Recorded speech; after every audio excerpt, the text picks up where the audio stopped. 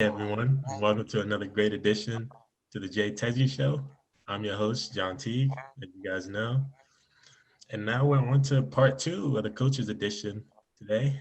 I have with me Mary, Coach Mary. She coaches a female soccer team and females basketball team. Anyway, let's get right into it. So, how do you deal with the discipline issues with your student athletes?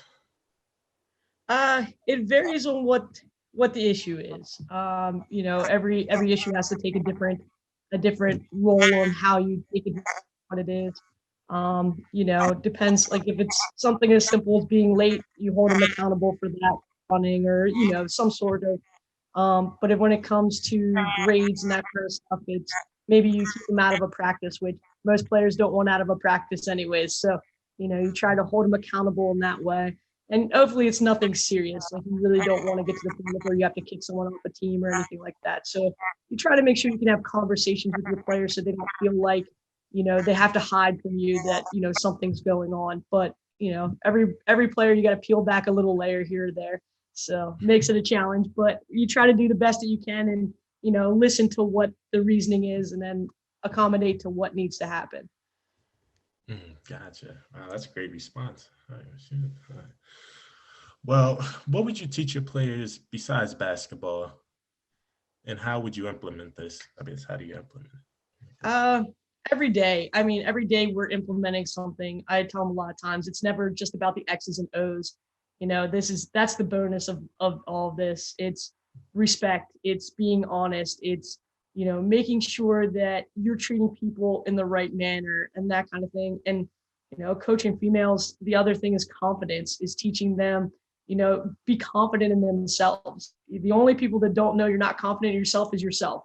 So if you walk up and you act like, hey, I know you, no one knows you don't really know them. It's okay if you really didn't, So confidence is a big piece, especially as I said in females, we have a gender role that we have to work with in general. And, it's really tough because you get looked at a little differently. I mean, there's so much that goes on. And so every day we try to teach a little bit, something, somebody does something and you kind of can find some moral or value or something out of it. Yeah. So it makes it an everyday thing, and it's just life. It's just teaching life. Teaching right.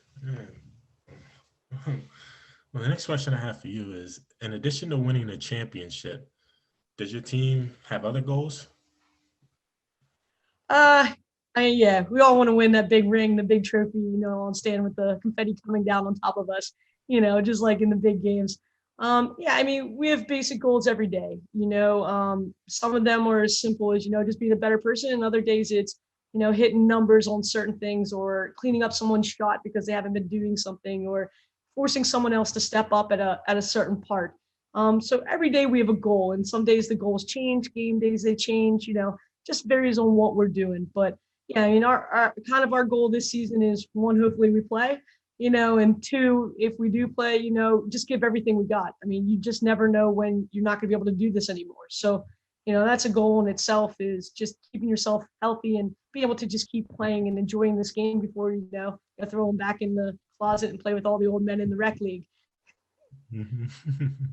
Shit, I'm approaching that time. Yeah. Anyway, so moving on. Does your staff prepare for practice with the same mentality be prepared for a game coming up? We try to. Some days it kind of varies. Like every game is different. So, some days you prepare like real high intensity because that's kind of what you need to get into. And some days you can come in and make sure that they're a little more relaxed, especially like the bigger games. Because if you come in all high strung and holding them really high, sometimes they get so nervous on their end that when we do get to that point, we're a mess. So if you can figure out ways to balance it both, I feel like it allows you to have a little bit more. So it's tricky every day. Some days you come in all hyped, acting like crazy, and other days you got to come in all calm and collective, like you just came from yoga and you just mellowed out for the day. Yeah. So you kind of got to read where the variance is and the type of game and the style of play that we're going to be playing. Gotcha. So a day before a game, your practices, would you say they'd be nice and chill, or do you really like go hard? Probably a little bit of both. Defensively, we're probably going to go a little bit more hard at it. But when we get into our shooting reps, like we're going to hold ourselves accountable, but at the same time, we might go a little lax on how hard we're shooting, depending on like what we need to do. So we might do, some shooting games, something funny to like challenge your other teammates, split them up a little bit and challenge them, be like, all right, post versus guards, let's go. Who's going to win this one? And when the post win, then you're like, see, told you I'm shooting threes tomorrow. So kind of keep it a little lax. So, that's kind of where we like to go with things. So we try to keep high intensity when we need to, but also relax it where we can so that we're not coming in all bundle of nerves, because that's the hardest part is when you're nervous and it takes a couple minutes before you can settle in. And by then you've already made too many mistakes to slow yourself back into your role. So. Yeah, that is very true. That is very true. So do you prepare the same way as if you are playing the worst team on your schedule as you do the best? Oh yeah. My theory is it doesn't matter who you're playing. You want to come with the same intensity, but it's always tough because when you do play someone that's a little bit lower than you on your schedule, keeping that high intensity is always is challenging because as a team, sometimes you want to play at the level of what your opponent is. So trying to get your team to realize that you don't have to play that way, that you can play better is a challenge in itself. So it's forcing the mistakes that you don't want to make and then reiterating back and trying to fix it so that you don't make it again. So no, we try to keep the same mentality when we come in because it doesn't matter. I don't care if it's the number 1 seeded team or the number 12 seeded team. You want to come in and you want to win. It doesn't matter if you lose by 2 or you win by 4. You still want to push so it looks like you won. So exactly, give it your all. Right. So do you truly believe that on any given night, any team can beat you? Oh, of course.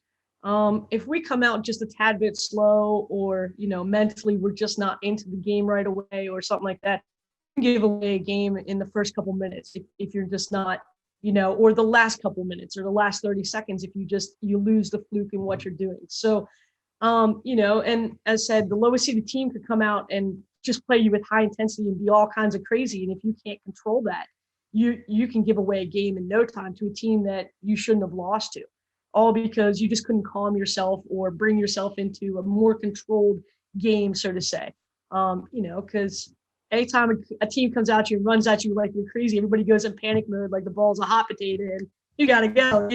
So I believe that, and I say it a lot. It depends on who shows up. If you come up ready, mentally ready, and we prep as best as we can, and we're focused, I believe we can beat anyone.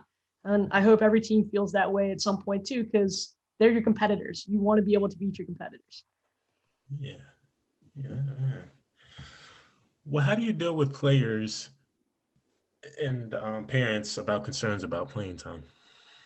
Well, the bonus with college is don't really have too many concerns about parents. Thank goodness. I love parents, but at the same time, I don't normally have that problem. I'm straightforward. I'm honest to the point to these guys. So I ask them to, seriously sit down and talk to me. And, if they want to know why they're not playing, I'll tell them why they're not playing. I'll make sure that we have that conversation so that we're not sitting here going, well, I'm doing what she's doing or I'm doing what they're doing and I'm not seeing any time. So I try to be open and honest with them because I feel like if I'm open and honest with them, they'll be open and honest to me in the long run when everything starts coming. So, and it also comes down to, matchups that sometimes changes things too. Like, you may start this game due to this matchup, but next game you might not start because you're just not strong against who we have playing against. So it's variations into what we're doing. So, I always tell players, if you have a problem with your time, come see me, and I'll give you things of why I don't see you playing yet. And when you get on the floor, give me a reason not to pull you. That's a key component. I don't care how many minutes you play. I don't care if you start or if you finish the game. What I care about is when you get in there, are you helping the team? Are you being an asset to the team? Do you doing what the team needs? If we're doing all that, then by all means, you deserve to be out there. But it isn't about the starter or the finisher. A lot of times it's, are you doing what the team needs? You have to be able to help the team and not think about an individual self. Otherwise we'd all be swimming or we'd be playing tennis by ourselves, so. Oh man. gotta see how okay. Well, so what are your academic and behavior expectations for your players, both on and off the court? Oh, it doesn't matter if we're in season or out of season. I hold them all to a high expectation. 3.0 or better is what I would like. I mean, ideally, and I know that's a challenge for every player in itself, depending on your major, because every major is a little different. On it's a little easier, a little tougher. I mean, nursing, OTA, and PTA have a little bit more of a challenge, but everybody else, and it also depends on your style of like how you learn. But I hold them to a high expectation. I want them to be eligible throughout all the time. I don't want any point in time where we don't have a player that's ineligible. So I'm a big stickler for if you got to get tutoring or you got to get a little extra help or whatever, and you're going to be a little late for practice, so be it. That's what we have to do. Or you got to leave a little early because there's an extra session for something. Go, because at the end of the day, as much as I'd like us all to be pros, that's not really how it works. We're going to be professional in something, but it might not be basketball. So let me help you get into that role and let's get you into the expectation and utilize me and utilize all the things that resources that we have around us. And that'll definitely help you grow. But if you're not willing to do that, then we're going to have another talk. I don't like to say, hey, come here, step in Coach Mary's office. Let's have a conversation about what's going on. And these guys know it. As soon as I know we're struggling a little bit, I'm on them. Hey, what's going on? Why are you not doing well in this class? How do we do it? What do you need help with? And having an athletic academic coach makes it a little easier for us because we do know what you're doing and how you're doing real quickly. So we know you're not struggling. We don't want you to struggle. That's the key component. I want to see you guys. I don't care if you're here 2 years to 4 years with me. I want to see you grow and I want to see you graduate and I want to see you move on with your career. I want to see you do something that you want to do. That's the end. That's the end result. I like that.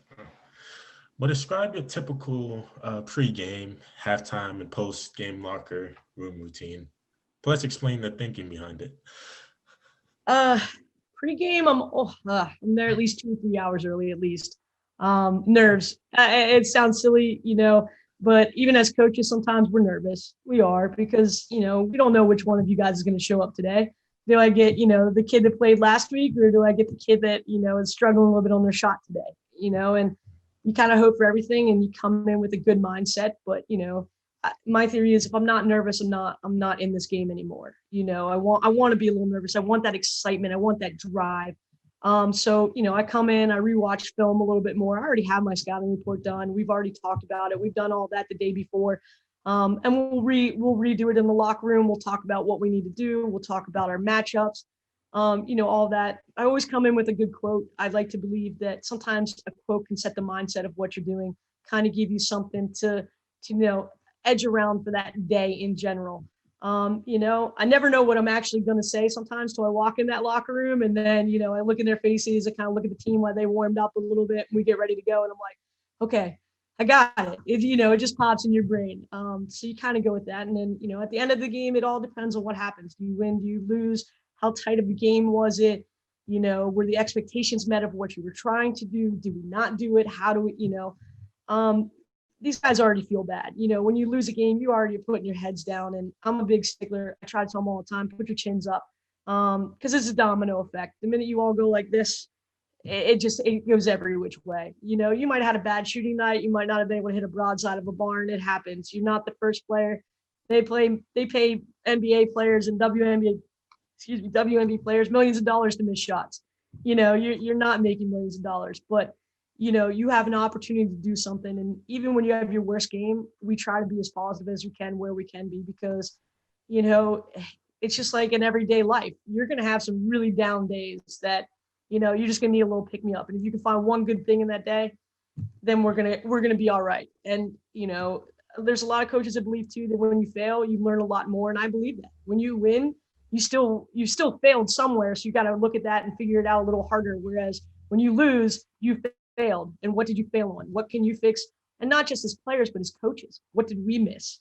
What matchup did we miss? Or, where did we miss a defensive set or something like that? So we're reevaluating ourselves as well. So that's kind of how our routine goes. And, I try to keep it the same all my day and, let it speak for itself. Yeah. Okay. Is there one quote you like to use in particular? No, Not really. Every game kind of changes. Depends on, who I was reading earlier or anything like that. I think the biggest thing is just always telling them to be confident, and sometimes, I've done it a couple times where I've went into the locker room and I wrote down like it looked like we were who our matchup numbers were and they weren't. They were us. I wrote down us. I wrote down what our goals were, and I wrote down number 5, 2 assists per game, star defender, da da da da, and just kind of went off and wrote each thing I thought of each player that I have on my roster. And I'm like, who are these people? And they're like, that's who we're matched up against. And I'm like, no, that's you. That's you. Understand that that's what you're capable of. And sometimes you got to hear that, because sometimes you forget that you're capable of being better than what you think you are, because we always have a fault. And that's always tough because we always look at our failures and not our successes as much. So I and that's kind of it, and I try to reiterate that a lot is as much as we fail, you got to look at one good thing every day. Wow, that was well said. And I'm like, wow. What other factors might influence a player's playing time other than grades, like skill set, athletic ability? Work ethic. That's a big thing. I feel like if you come in the gym and you're pushing it and you're striving every day and you're doing everything you need to be, you definitely deserve to see some time. When can I put you in will kind of vary depending on the teams and sometimes who the matchups are. But if I can get you time, I'll gladly give it to you. And especially if you're working harder than a starter the day before a game, by all means, that may change.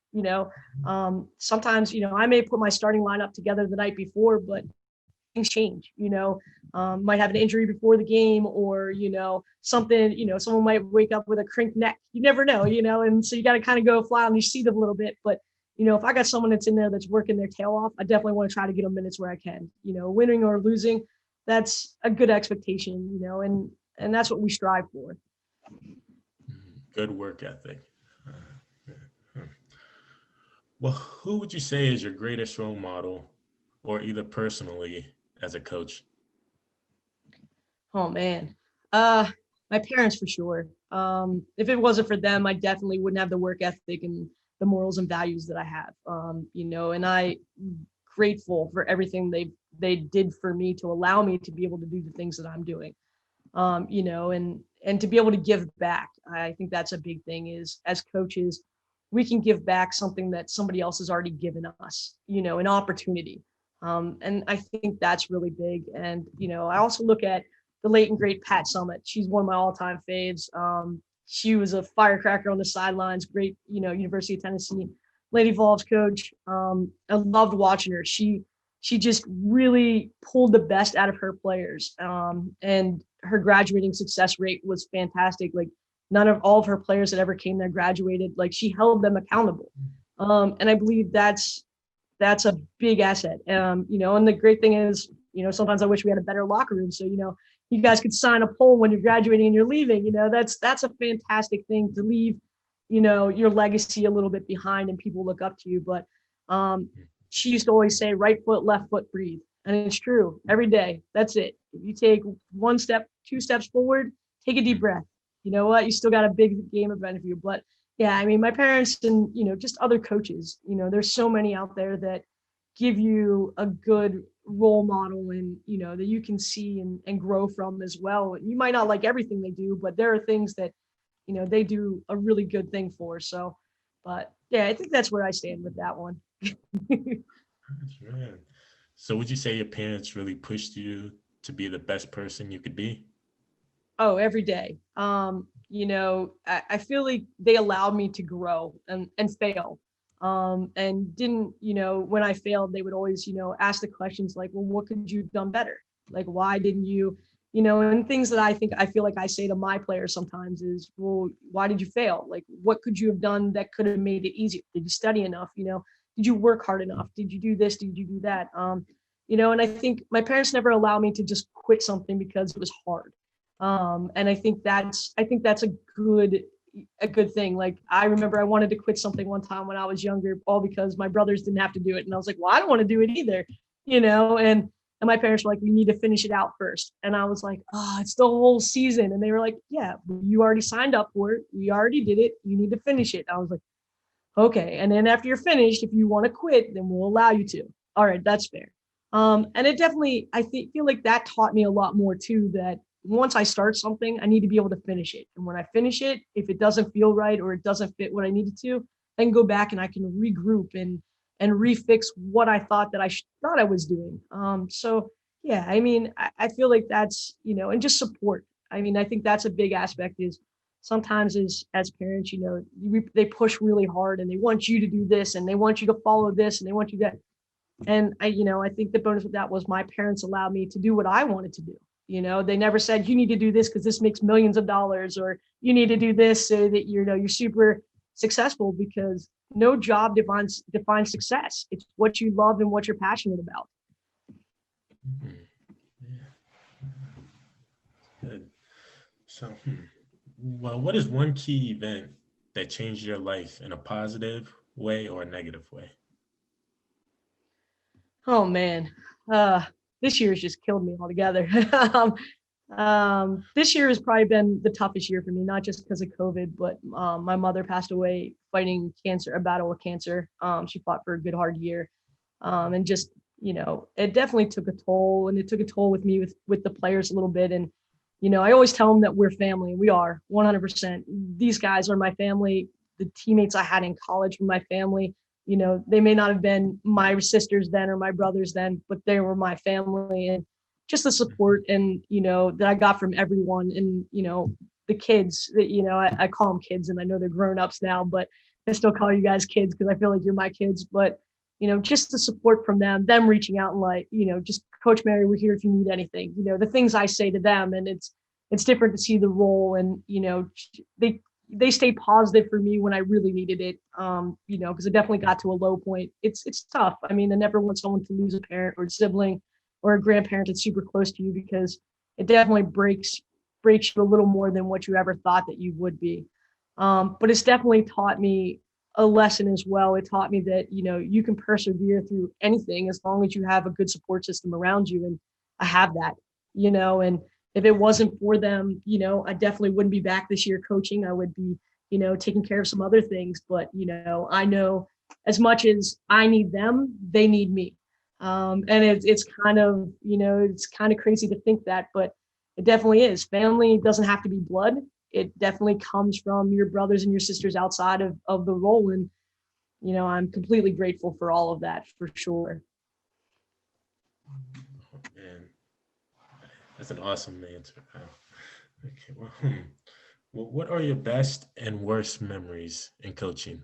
Would you say? Oh, oh man. I think my worst memory is watching a player who's doing extremely well leave with a ending injury. I think as a coach, I think that's one of the hardest things to watch, is when you got a kid who's pushing so hard and driving and becoming successful and growing in the right ways, and then just in a quick blip of 20 seconds, that all goes out the window real quick. And now it's a mental game, and it's teaching them how that, as I said, your support system's still there. It's not going anywhere, but it's fighting it yourself, a mental battle that is always tough.